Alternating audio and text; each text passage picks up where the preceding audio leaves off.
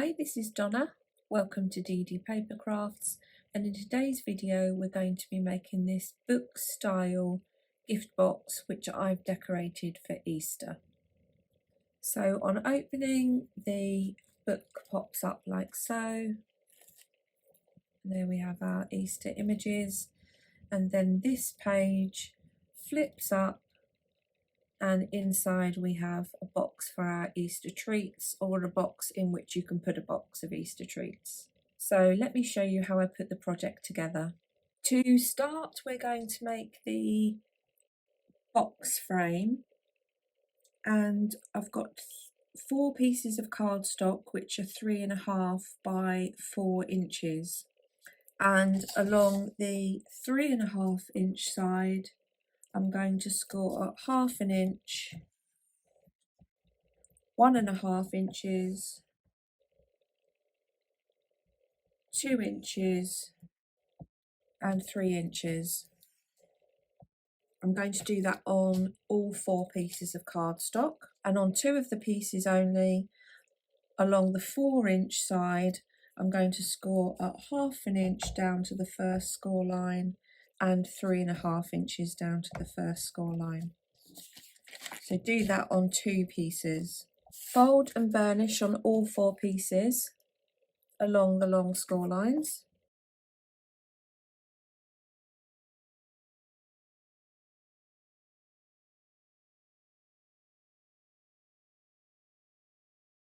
Once you've burnished all of your score lines, you're going to take a very thin piece off of one of the 1/2 inch tabs. So all I've cut off is that amount.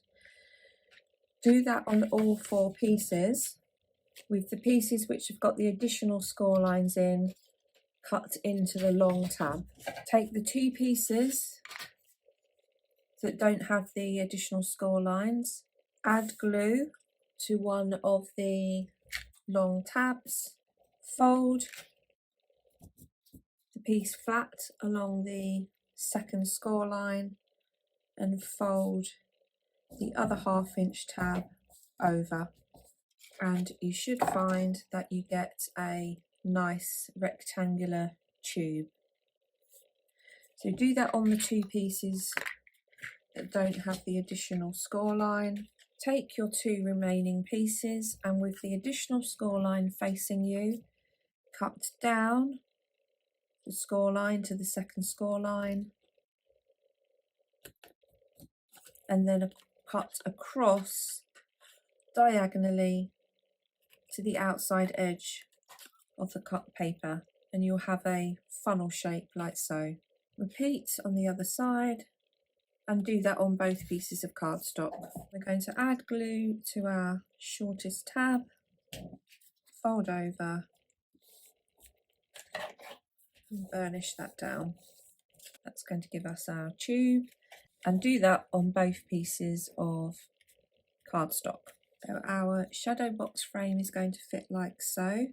So our longer tubes will slot inside, and that's how our frame will sit. So we want to add glue into these sections here, and then we will add glue into the corner section here. So we're going to do it one at a time. I'm going to use my scoreboard to help me get nice right angles. So I'm going to first of all add my glue into this section here. I'm going to add some glue into here, and I'm then going to slot my piece together so the tube fits over the bottom section and under the top section. And I'm going to butt that up and make sure that I get that nice and square.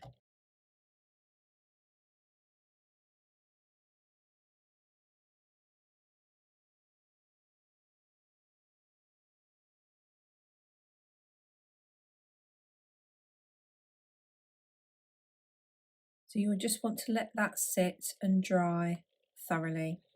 Now, depending on your gift, you may decide that you want to add some cardstock to the back of this section. It's obviously going to be stuck to the back of the book cover, but just bear in mind the weight of the cardstock you're using and the gift that you're going to put in. My intention is I'm going to have a square of patterned paper which is going to be adhered on as the base of this box onto the book cover, and I will adhere that with my construction glue, so that will add an element of strength. For the page, which also serves as the box lid, I've cut a piece of cardstock which is 4 inches by 5 inches, and I'm going to score along the 5-inch side at 1 inch. Fold and burnish along the score line. I'm going to add construction glue to my 1-inch tab and adhere it to the side of my box. Once it's fully dried, just flex the hinge back so that you do get the movement you need in the page. For the book cover, I've cut a piece of cardstock which is 9.5 by 4.5. I'm going to score along the 9.5 side at 4.25 and 5.25. I'm going to wrap the cover around my box, and I should have 1/4 inch space all the way round. I'm just going to round the outer corners, add my construction glue to my spine, add in my book cover,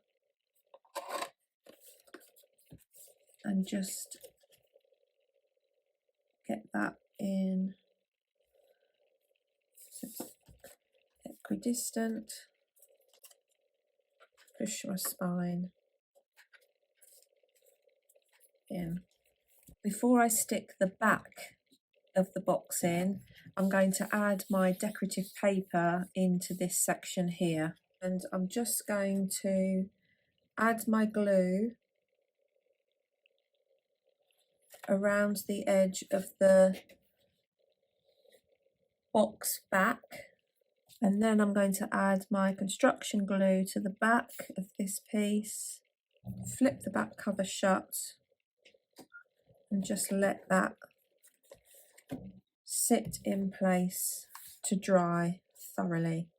Before we add the pop-up element, cut your chosen pattern paper to size and add it to the inside of the book cover and the front page.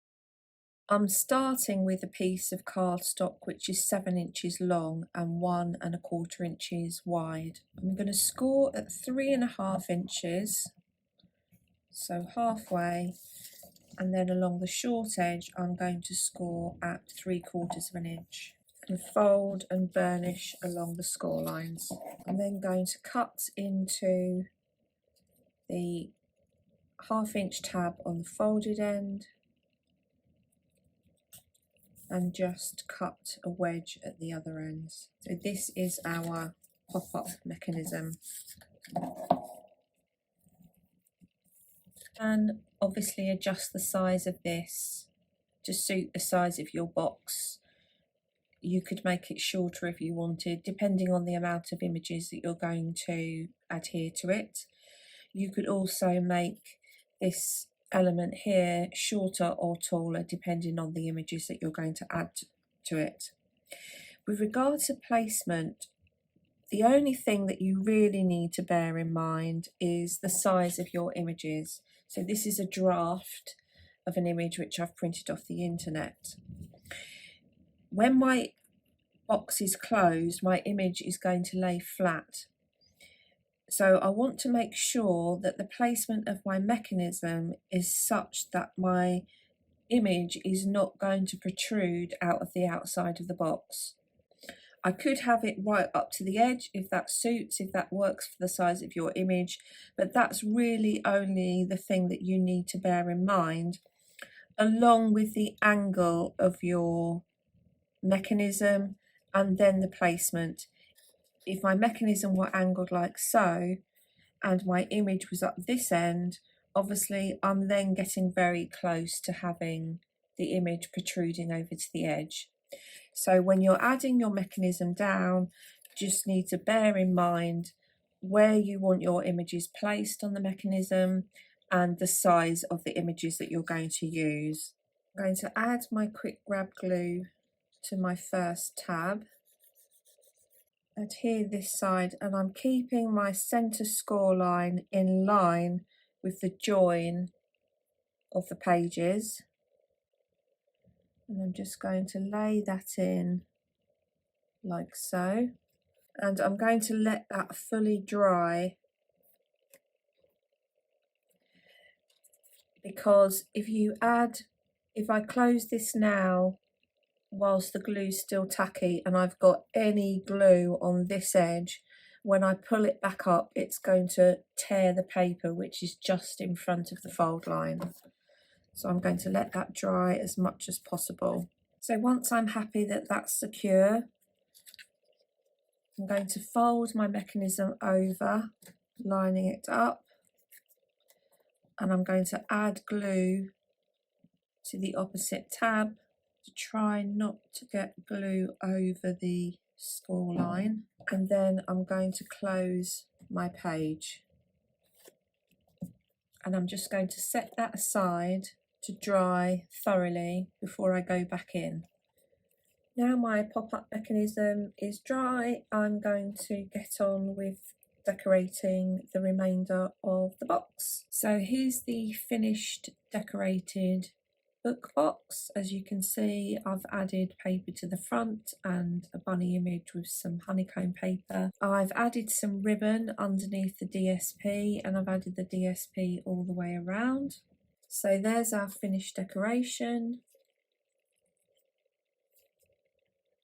I've just added a simple topper on the inside, and I've added an element of ribbon on this page, to indicate that this page flips up, and also when you're tying the box up, if need be, you can thread the base ribbon through, and then when the box is undone, in order to get to the gift in this side, you have to take the ribbon out of this piece here.